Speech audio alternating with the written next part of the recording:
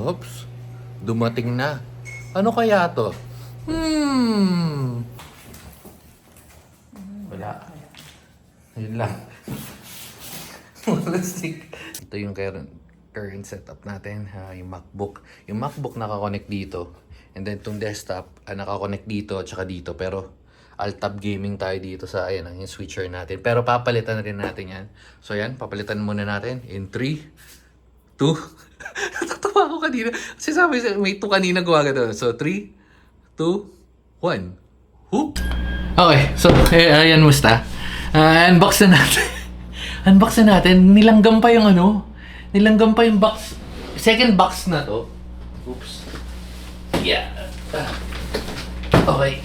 Second box na to. Kasi yung isang box na video ko ng tanghali. Kasi tanghali to dumating. Medyo may ginagawa tayo. So ngayon ko lang siya i-unbox ngayong gabi. Pero going back, nilanggam. So pagka-check ko naman, okay naman. Wala, grabe magpantal-pantal pa ako. Anyway, so ang kwento nitong monitor na to. Pero bago yun, try natin buksan.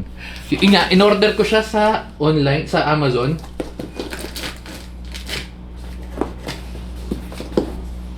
Oops.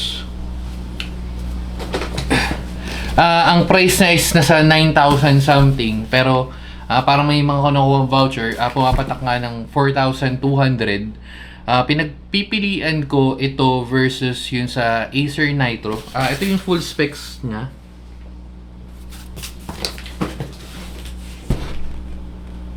Wala. Wala siyang full specs. Nasa cellphone ko. Pero buksan ko muna to. Tingnan ko kung nilalanggam. Tapos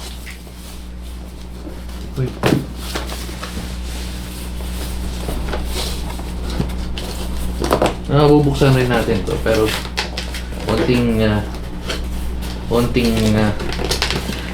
wait lang.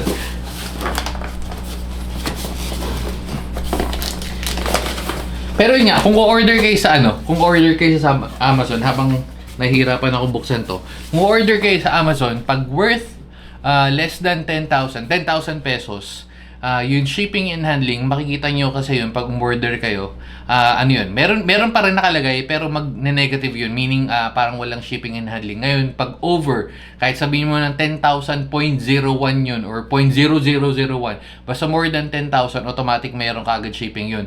And yung shipping and handling niya, ang laki kasi naglalaro yun, parang pinakamababa ko na nakita, nasa 2,500, 2,800, parang ganun. Minsan nasa 3,000 yung iba, pag medyo mas mataas, lumaabot ng 6,000, 7,000.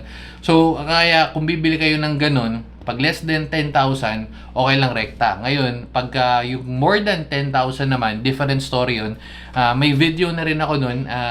Nag-order ako sa shipping, yung freight forwarding from Amazon, from US, ipapadala nila dito sa Pilipinas. Although yun nga, medyo mas matagal yung proseso, pero mura lang nun, parang umabot lang ng nasa 2,000 yung cost ng from US papunta dito. Pero yun, gawa tayo ng separate video pag may mga nagtanong-tanong. Pero dito na muna tayo. Hindi ko mabuksan. Yeah. Ngayon, paano naman yung warranty nito? Yung warranty naman nito, madali naman kausap yung sa service nila. Usually within 30 days, nakalagay yun bago ka umorder ng items nila. Ang hirap buksan.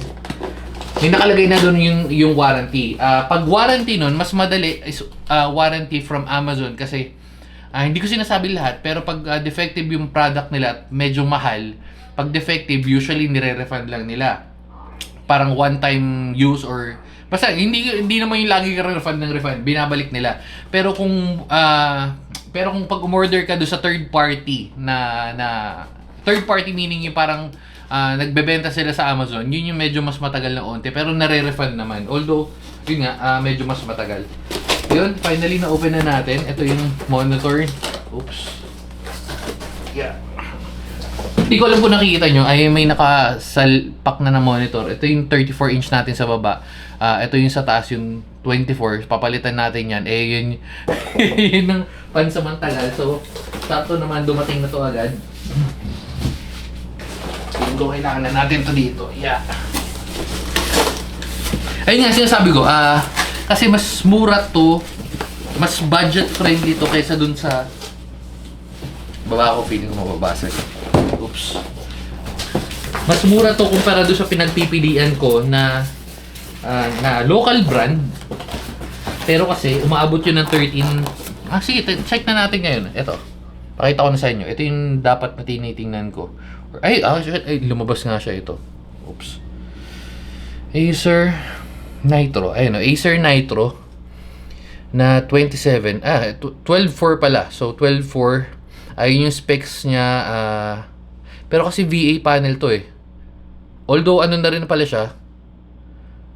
Okay. 11.4. Pero pag binili natin yan, magkano lalabas? Pre-order pa. Oops. 250. So parang papatak ng parang papatak ng 12.5, di ba? Ito, medyo malaking difference. Pero ang specs pala nito, sorry yun. Yung specs niya, yun ang lamang lang niya, syempre 180 Hz.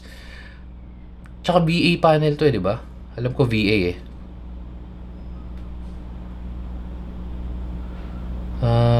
IPS na rin pala. Okay, so IPS. Yun lang. Yun yung lamang niya. Ngayon, kung di mo naman kailangan sobrang taas na refresh rate, sa akin okay na to. Kasi, again, second monitor ko lang naman to. Hindi to yung main monitor ko.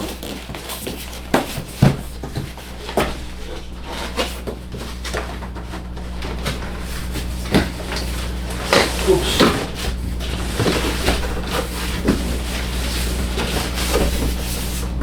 Okay. So, wala na laman. Yan lang. Ari ko. So, syempre, meron kasamang ganito na hindi na natin gagamitin. Ayan. Itong stand, kasi mamount naman natin. Kasama na, gagamitin natin to syempre, yung charger. Uy. Okay, so, US naman. So, recta plug lang. Parang medyo madilim. Pero, sige, all good. Tapos, ito nga na hindi natin gagamitin. Oh, may kasama ng HDMI cable. Pero kasi DP yung gagamitin ko. Meron akong paparating na setup. So, separate video na yan. Pero may kasama siyang HDMI cable na. Okay. And then yung sa monitor, wait lang.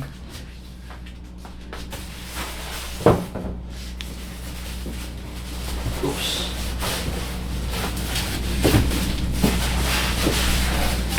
Okay, so fast naman yung monitor namin. Hindi naman nilanggam. All goods, all goods. Iba na yung ano niya dito. Parang familiar na kasi ako doon sa brand na KTC. Alam ko meron na akong TV dati or basta nakikita ko na siya dati kaya sabi ko feeling ko okay na lang din naman. So ayun yung itsura niya. ay itsura niya. Kita nyo, gold goods naman. Tapos yun sa likod, oops. Syempre yung mga panel. Tingnan natin. Okay, so sa likod naman ito. Medyo mahirap mag-unbox pala ng gantong monitor. Para nakikita nyo kasi para rekta. Uy. May parang natunog. Yung panel siguro. Ayan. So, dalawang HDMI, isang DP. And, may earphone pa. Okay, tsaka yung power. Parehas lang. Maganda dito ito, yung tatak nila. Hindi na masyado. Ayan o. Hindi ko naman malalagay yung link kasi, again, punta na lang tayo doon sa kinikwento. So kung pwedeng i-mount. Oo, malamang pwede i-mount. Ayun, may VESA mount naman siya. Ayun. So, isa-set up ko na rin. Medyo cute size lang yung nakakabit na monitor ngayon. Kaya medyo mag-ano na siya. Medyo mag-evolve na siya ngayon.